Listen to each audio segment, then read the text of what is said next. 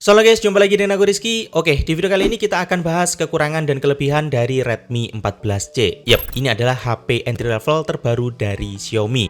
HP ini dibanderol dengan harga official 1,4 jutaan untuk yang varian RAM 6128GB.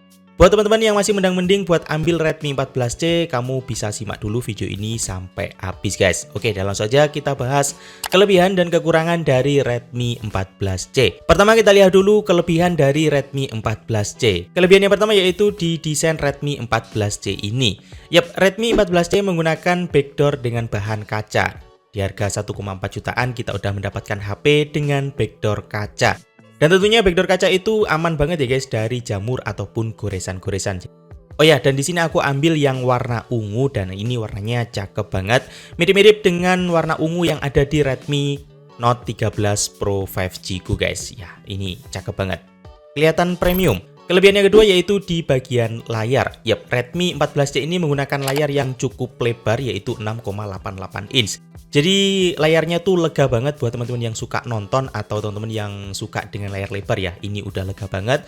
Kemudian layar Redmi 14C ini menggunakan refresh rate yang tinggi yaitu 120 Hz. Yap, HP ini dipakai untuk scrolling, ini mulus banget guys. Oh ya, dan di sini kita bisa atur ya guys, mau refresh rate-nya tuh adaptif atau lock di 120 Hz. Kita bisa mengaturnya dari menu settingan yang ada di Redmi 14C ini.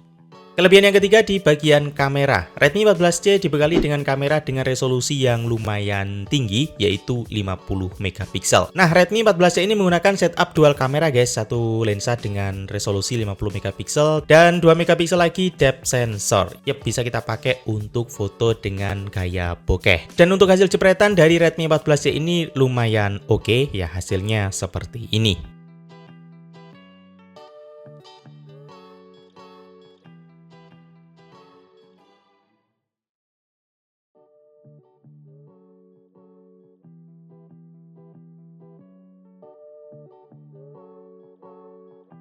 Kelebihan yang keempat yaitu di bagian baterai. Yap, Redmi 14C ini menggunakan baterai yang cukup jumbo yaitu 5160 mAh. Dan HP ini bisa aku pakai hingga seharian guys untuk penggunaan chatting, sosmed dan untuk pemakaian game ringan. Dan sepertinya HP ini akan cocok banget sih buat teman-teman yang bekerja sebagai ojek online.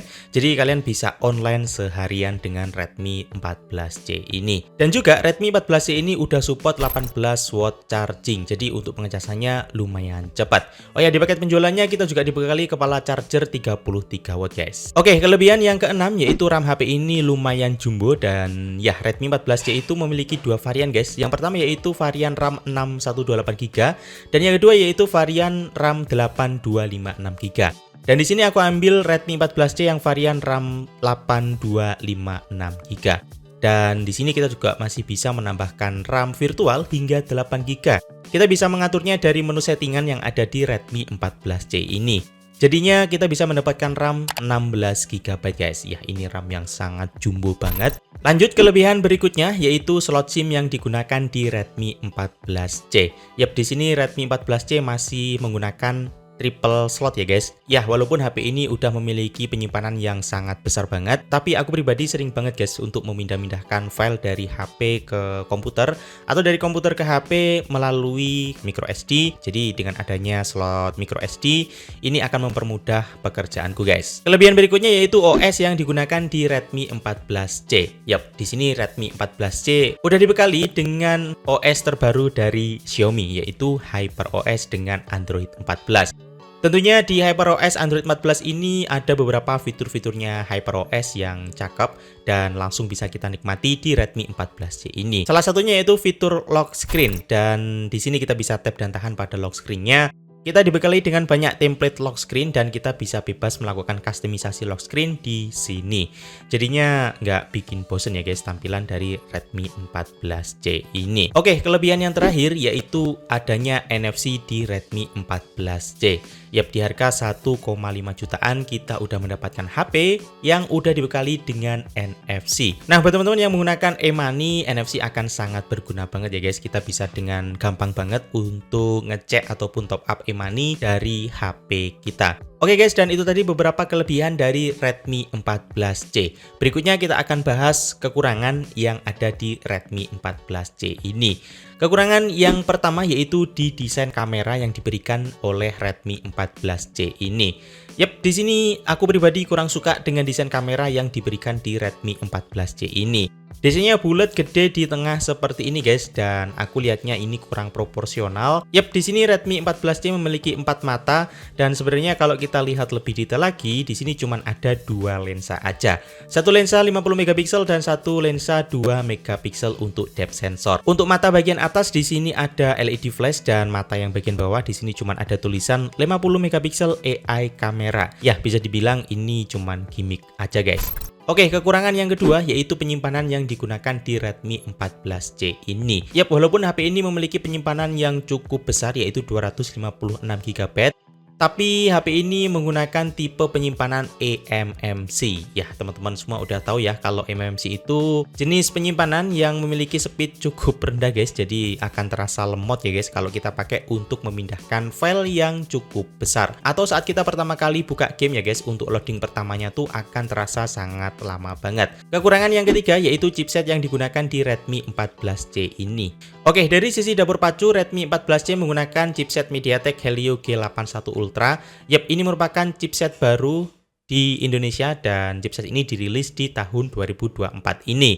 Namun secara performa gaming justru ada downgrade performa guys, atau penurunan performa jika kita bandingkan dengan Redmi 13C. Yap, Redmi 13C menggunakan chipset MediaTek Helio G85. Nah, sebenarnya secara spesifikasi chipset antara Helio G85 dan MediaTek Helio G81 tuh hampir sama guys. Cuman kalau kita tes performa di sini MediaTek Helio G85 sedikit lebih unggul jika dibanding dengan MediaTek Helio G81. Kekurangan yang keempat, Redmi 14C belum menggunakan stereo speaker, jadi speakernya cuma ada satu aja di bagian bawah. Dan untuk kualitas audio dari Redmi 14C ini cukup aja guys, tidak ada yang spesial. Kekurangan yang kelima, tidak ada infrared blaster di Redmi 14C. Yap, biasanya infrared blaster itu fitur yang wajib ada ya guys di HP Xiaomi, dan hampir semua HP Xiaomi mulai entry level sampai yang flagshipnya ada fitur infrared blaster, tapi di Redmi 14C ini fitur itu dipangkas. Jadi kita nggak bisa pakai ya HP kita untuk remote TV ataupun untuk remote AC. Oke, kekurangan yang keenam, tidak ada kamera ultrawide atau kamera makro di Redmi 14C ini. HP ini cuma dibekali dengan dual kamera aja guys, satu kamera utama dengan resolusi 50 megapiksel dan satu kamera depth sensor dengan resolusi 2 megapiksel.